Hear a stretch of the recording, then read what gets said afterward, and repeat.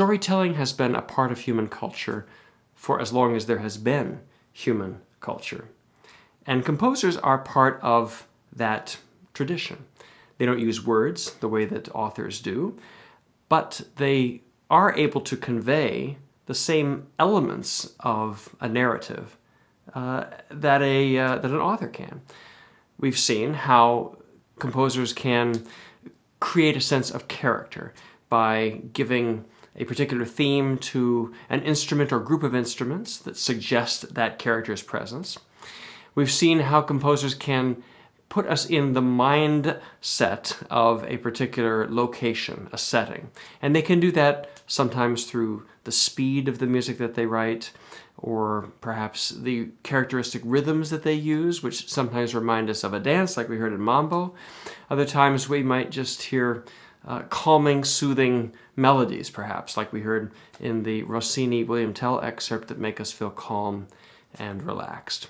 And we also know that composers can let us know where we are in the narrative arc of a story, where we are in terms of the plot, the beginning, the middle, or the end, sometimes by giving us clues, something in the music that sounds like something in real life, whether it's the clock striking 12 at the beginning of Danse Macabre, or the rooster crowing toward the end, or the skeleton dance, which we heard imitated by the sound of the xylophones.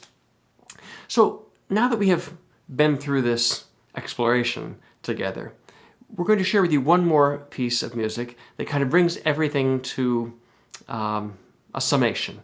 Now, rather than tell you too much about this piece or this story, I want you to just kind of approach it with an open mind and with wide open ears.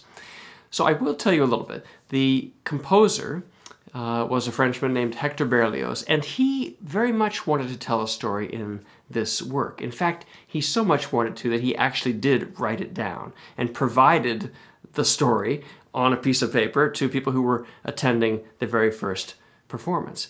But rather than tell you what he had in mind, I'd like you to kind of use your own imagination and come up with your own ideas.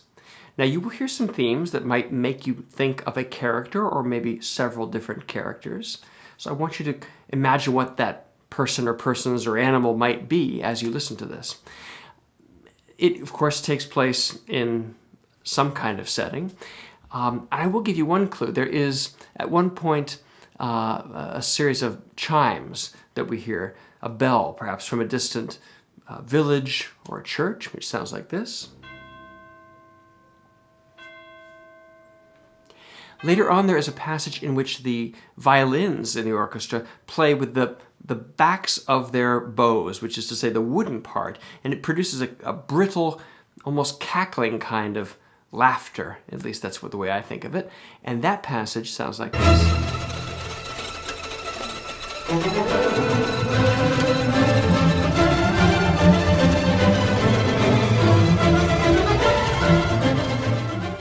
So those are a couple of clues as to where this story might be taking place and what might be happening during it. But the rest is up to you to fill in with your imagination. So listen to this piece and think about those things. And in fact, I would like you to write it down. Once you've listened to the piece once or twice or maybe 3 times, write down what you think this piece might be about. Who is involved? Where is it taking place? What is happening? Send this to us at the Pennsylvania Philharmonic. We want to know what you hear in your listening to this piece. I want you to know what you imagine in your mind's eye as you hear this piece.